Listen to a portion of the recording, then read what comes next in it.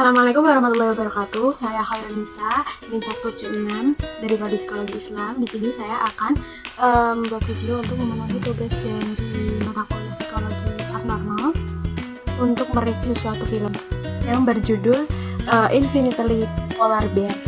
Film Infinitely Polar Bear ini dirilis pada tahun 2014. Film ini menceritakan mengenai seorang ayah yang sedang berjuang dengan penyakit mentalnya, yaitu gangguan bipolar. Jadi di film ini itu menceritakan sebuah keluarga gitu ya teman-teman. Tapi tokoh utamanya itu ayahnya tersebut yang menyandang gangguan bipolar. Seru banget teman-teman. Karena genrenya itu komedi, jadi kayak sedihnya itu berkurang gitu ya. Jadi tidak terlalu sedih, senangnya dapat, rasa kekeluargaannya, kasih sayangnya juga tergambarkan banget di film ini. Terus suka dukanya juga ada. Pokoknya film ini bagus banget. Rekomendasi banget buat kalian yang suka banget sama film mengenai tentang kasih sayang dalam suatu keluarga, terus ada permasalahan-permasalahannya juga. Pokoknya ini rekomendasi banget. Nah, film Infinitely Polar Bear ini ada beberapa karakter teman-teman di keluarganya, yaitu yang pertama tokoh utamanya sendiri namanya itu Cameron. Nah, Cameron ini tokoh utamanya ya teman-teman, dia memiliki gangguan bipolar. Dia itu digambarkan sebagai sosok yang penuh kasih sayang, aktif, menyukai kebebasan gitu ya, suka sekali dengan di alam gitu. Dia juga sesosok yang kreatif gitu. Terus dia itu memiliki keinginan yang kuat untuk jadi ayah yang baik, terutama untuk anak-anaknya gitu. Namun karena sering banget si Cameron ini terjebak dalam emosi yang kurang stabil gitu ya teman-teman, tapi tidak menutupi keceriaannya, kasih sayang buat anak-anak, sekaligus istrinya juga gitu. Tantangan terbesar si Cameron ini yaitu melawan penyakit mentalnya ini ya teman-teman, gangguan bipolar ini. Tapi itu dia menjadi sosok ayah yang sangat bertanggung jawab, masih bisa mengurus kedua putrinya gitu. Karakter yang kedua ini istrinya si Cameron, yaitu namanya Maggie. Maggie ini juga digambarkan banget, terlihat jelas di filmnya gitu ya. Dia adalah seorang yang ambisius, kuat, sangat sportif, penuh kasih sayang. Pokoknya bagus banget. Penggambaran karakter si Maggie itu sangat bagus. Juga sangat-sangat mencintai suaminya, meskipun dia tahu suaminya ini memiliki gangguan bipolar gitu ya teman-teman. Si Maggie ini tetap berusaha untuk menjaga kestabilan keluarganya begitu. Tapi di film ini itu sayang banget karena keluarganya kurang beruntung gitu ya di finansial. Jadi kayak si Maggie ini memutuskan untuk mengambil gelar satu gitu ya, ke sekolah lagi, berpendidikan lagi untuk memenuhi kebutuhan. Sayang banget di keluarga ini tuh kurang beruntung gitu ya secara finansial. Makanya si Maggie ini harus membuat keputusan ini untuk membuat masa depan kedua putrinya itu lebih baik lagi. Kemudian kan dia sadar mungkin ya, karena suaminya sendiri juga mengidap gangguan bipolar, jadi kayak dia itu gak bisa mengandalkan Cameron gitu. Jadi dia juga harus berusaha sendiri untuk mengubah keluarganya menjadi lebih baik gitu. Sempat ada pertentangan dengan si Cameron, sempat cekcok gitu ya, karena ya Cameron tahu sendiri keadaannya dengan gangguannya tersebut. Terus gimana nanti kalau Maggie-nya pergi ke luar kota buat berpendidikan, terus gimana untuk ngurusin anak-anaknya. Nah, setelah perdebatan yang panjang itu ya teman-teman, singkat cerita di film itu akhirnya anak-anaknya dijaga sama ayahnya ini, Cameron. Terus nanti ibunya itu janji bakalan beberapa minggu dia mampir pulang ke asal anak-anaknya tinggal sama si Cameron ini. Si Cameron ini mengasuh dua putrinya yang sangat-sangat energik gitu ya teman-teman. Jadi tantangan sendiri banget ya buat si Cameron, apalagi kan dia udah memiliki gangguan bipolar aja udah gak kebayang gimana susahnya. Terus juga harus mengurusi dua anak perempuan yang masih kecil. Jadi itu udah tantangan tersendiri gitu ya. Tapi ya mau bagaimana lagi, ini buat masa depan yang lebih baik lagi. Jadi mau gak ya harus dihadapi seperti itu. Selanjutnya di film Infinitely Polar Bear ini tuh ada anak yang pertama, yaitu Amelia. Namanya Amelia ya teman-teman. Dia anak pertama dari Cameron dan Maggie. Di film ini tuh ditunjukkan kalau si Amelia itu seorang gadis yang cerdas, terus dewasa, terus penuh perhatian, dan Amelia ini sangat-sangat mencintai dari ayahnya gitu ya teman-teman. Meskipun dengan dia tahu dengan keadaan penyakit ayahnya yaitu gangguan bipolar. Terkadang dia itu harus memiliki tanggung jawab gitu ya, dengan tanggung jawabnya itu kayak gak sesuai dengan usianya gitu.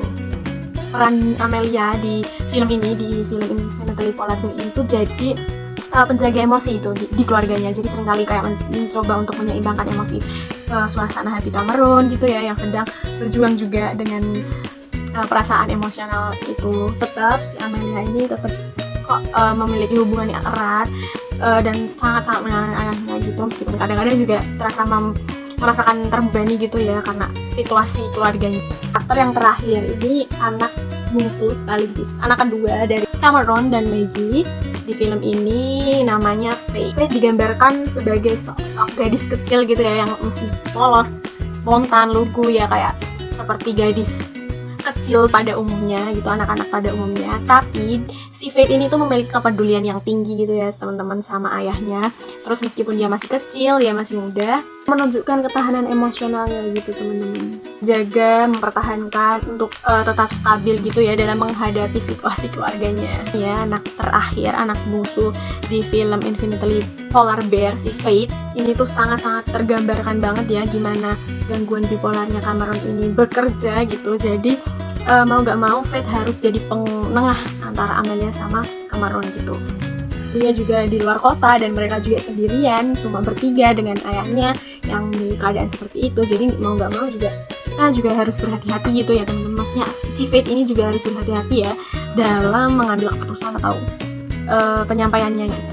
Ya, film Infinitely Polar Bear ini tuh intinya menceritakan bagaimana hubungan suatu keluarga di tengah-tengah kesulitan ya kesulitan finansial, kesulitan kestabilan emosi, apalagi di sini ayahnya juga menyandang gangguan bipolar.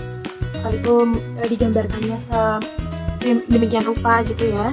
Meskipun si Cameron juga sangat-sangat memiliki banyak tantangan, terutama dalam penyakitnya gitu, tapi dia tetap bisa jadi ayah yang terbaik buat anak-anaknya, masih bisa memenuhi keinginan kedua anaknya gitu.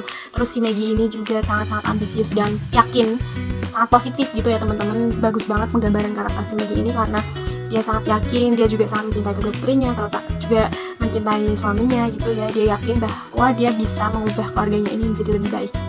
Kemudian ada sesi analisis teman-teman, ada teori yang relevan di film Infinitely Polar Bear ini, yaitu yang pertama ada teori psikoanalisis dari Sigmund Freud. Analisis ini dapat membantu menjelaskan gimana pengalaman masa lalu dari Cameron ini ya teman-teman, dan ketidakstabilan emosional yang memengaruhi perilaku dan juga hubungan interpersonal gitu dari Cameron dengan orang lain. Kedua ada teori kognitif. Nah, di film Infinitely Polar Bear ini tuh sangat menggambarkan gimana pola pikirnya si Cameron gitu ya teman-teman, gimana persepsinya dia, gimana dia dalam berpikir, gimana dirinya si Cameron ini dalam keluarganya gitu ya teman-teman, gimana dia menunjukkan suasana hati serta perilakunya. Banget karakter si Cameron ini, pola pikirnya itu gimana pola pikir negatifnya itu sangat mempengaruhi kecemasan dan depresi. Kemudian ada teori humanistik dari Rogers. Dia menggambarkan banget gimana teori humanistik itu bekerja, karena Cameron ini tuh sangat berjuang gitu ya buat gimana caranya gangguan bipolar ini tuh nggak selalu menguasai dirinya gitu ya. Terus gimana caranya dia bisa tetap stabil. Dia juga menunjukkan bagaimana si Cameron ini menerima dirinya sendiri sebagai penyandang gangguan bipolar dan tetap tumbuh dengan kepribadian yang terjaga. Itu ada teori perkembangan psikososial dari Erikson. Menurut Erikson sendiri, individu itu melalui tahapan-tahapan perkembangan dengan melibatkan tantangan-tantangan psikososial. Ini sendiri, Cameron itu juga digambarkan banget ya sesuai dengan teori perkembangan sosial, gimana dia mau menunjukkan jati dirinya sebagai seorang ayah, sekaligus identitasnya sebagai seorang suami. Nah, ada pun relevansi dari Al-Quran dengan film ini itu yaitu ada tertulis di Quran Surat At-Taubah. Artinya itu berbunyi, janganlah kamu bersedih, sesungguhnya Allah bersama kita. Juga menunjukkan ya teman-teman gimana saat suasana hati kita sedang gundah, gelisah gitu ya teman-teman, terus kita sedang gangguan emosional yang gak stabil, kesedihan, galau gitu ya teman-teman, tapi harus selalu ingat bahwa Allah tuh selalu bersama kita. Dan ayat ini tuh jelas banget ya teman-teman gimana cara terbaik pada saat kita sedang mengalami gangguan emosional, sedang saat sebel-sebelnya gitu ya teman-teman, sedang saat suasana hati yang sangat-sangat buruk itu dengan mengingat nama Allah, dengan cara berzikir, beribadah kepada Allah, itu sangat membantu dalam ketenangan hati kita seperti itu. Kemudian ada juga hadis yang sangat relevan ini ya teman-teman. Salah satu hadis yang relevan dari film ini yaitu gangguan mood atau bipolar. Dari hadis riwayat Bukhari dan Muslim, tidaklah seorang muslim tertimpa suatu musibah baik berupa kelelahan, sakit, kesedihan, kesusahan, gangguan ataupun kegundahan hingga duri menusuknya, melainkan Allah akan menghapuskan sebagian dari kesalahan-kesalahan. Ya teman-teman, entah mau gimana pun suasana hati kita, entah mau kesulitan dimanapun, jengkel, sedih, marah, cemburu, benci, bersabar dengan bertawakal, Allah pasti akan selalu mendukung kita. Allah akan selalu menjaga dan bersama kita apapun kondisi dan keadaannya, asal kita mau terus berusaha dan terus beribadah kepadanya, seperti itu.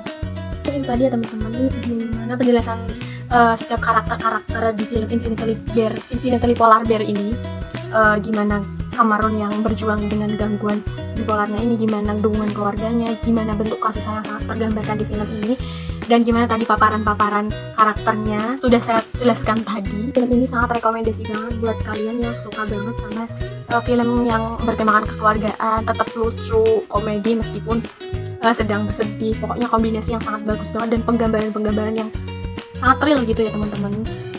Sekian dulu dari saya, bila mana ada kesalahan penyebutan, perkataan maupun dalam penggambaran karakter dan penjelasan kalimat saya mohon maaf yang sangat-sangat besar-besarnya. Assalamualaikum warahmatullahi wabarakatuh.